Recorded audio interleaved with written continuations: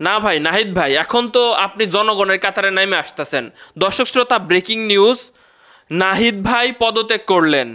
ভাই নাহিদ ভাইরে বলতাছি, এখন যদি আপনার মুখে এই রাস্তায় নেমে আপনি যদি বলেন যে এই করব সেই করব, ভাই মোটেও মেনে নিব না। নাহিদ ভাইয়ের চোখে যদি আমার ভিডিওটা পড়ে, আপনি একটু কমেন্ট বক্স চেক দিবেন। আমি জনগণের উদ্দেশ্যে প্রশ্ন করতে চাই, 6 মাসে নাহিদ ভাই উল্লেখযোগ্য কি কাজ করেছে যেটা মনে রাখার মতো? আপনারা একটু কমেন্ট বক্সে লিখবেন। দেখেন, আমি ভাই আমার পছন্দ হয় নাই, তার কাজকর্ম আমার পছন্দ হয় নাই, জনগণের চাওয়া পাওয়ার সামান্য পরিমাণে তোয়াক্কা করা হয় নাই।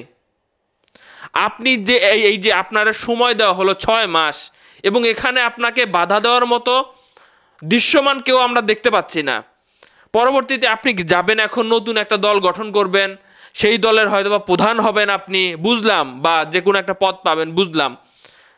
আপনি নির্বাচনে আসবেন, নির্বাচন করবেন, আপনাকে জনগণ আবারও 5 বছরের জন্য যদি নির্বাচিত করে, আপনি কি করবেন? আপনি এখন যদি না পারলেন, তখন কিভাবে পারবেন? আমার এই প্রশ্নটার উত্তর একটু দিয়ে যাবেন। ডাক ও টেলিযোগাযোগ মন্ত্রণালয় পলকের জায়গায় আপনারে বসানো হইল। এক কথা বারবার বলতেছি, জনগণ, বা আপনি কি ফেসবুক চালাইতেন এই কয়দিন, নাকি অফিসে যাইতেন, জাস্ট আপনি কতগুলা খাতা কলমে সই টই কইরা আবারও ব্যাক করতেন? একটু জানতে চাই, আমার মনটা জানতে চাই, আপনি কি করতেছিলেন? জনগণের চাওয়া পাওয়া কি ছিল এই মন্ত্রণালয়, সম্প্রচার মন্ত্রণালয় কি করেছেন দৃশ্যমান? আমি তো দেখি না। আমি শুধুমাত্র দেখি কোথায় আপনার জাদুঘর করতে হবে, কোথায় গিয়ে একটু বক্তব্য দিতে হবে, কোথায় গিয়ে উদ্বোধন করতে হবে। এই কাজ তো ভাই আপনার ছিল না। আপনি এই মন্ত্রণালয়ের এমন একটা কাজ করে যাবেন যাতে মানুষজন সারা জীবন মনে রাখে যে না, 6 মাস নাহিদ নামের একটা ছেলে, কম বয়সী ছেলে, এই মন্ত্রণালয়ের চিত্র পাল্টায় দিছে। আপনি গ্রামীণ ফোন, বাংলালিংক, রবি, এয়ারটেল, টেলিটকের সাথে পারলেন না। আপনি কি উল্লেখযোগ্য এখানে পরিবর্তন করে গেছেন? আপনি নিজে জানেন যে এই যে আপনি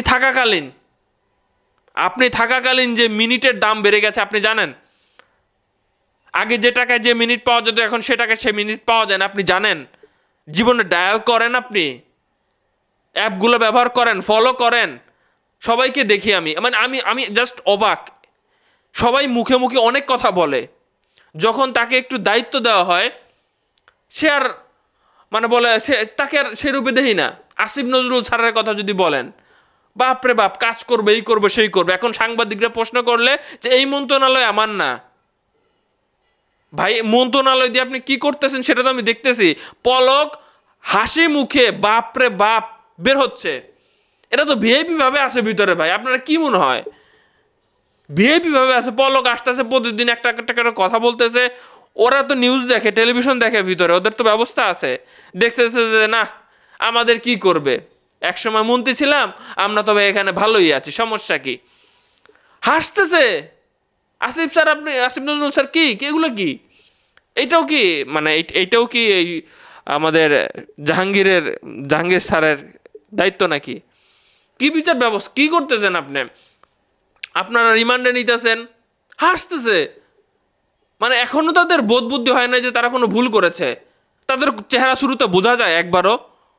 জনগণের ইচ্ছা কি ছিল দেখেন, আমি আমার মনের ইচ্ছা কথা বলি, যে ব্যাপক পরিবর্তন হবে এই ডাক ও টেলিযোগাযোগ মন্ত্রণালয়ে। 6 মাস চাইলে অনেক কিছু করা যাইতো।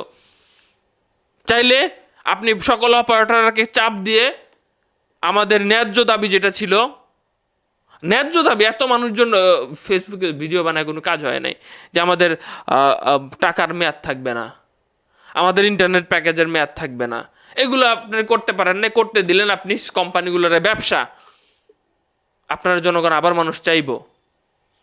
আপনি কি করতে পারেন সেটা তো মানুষজন জনগণ জানলো।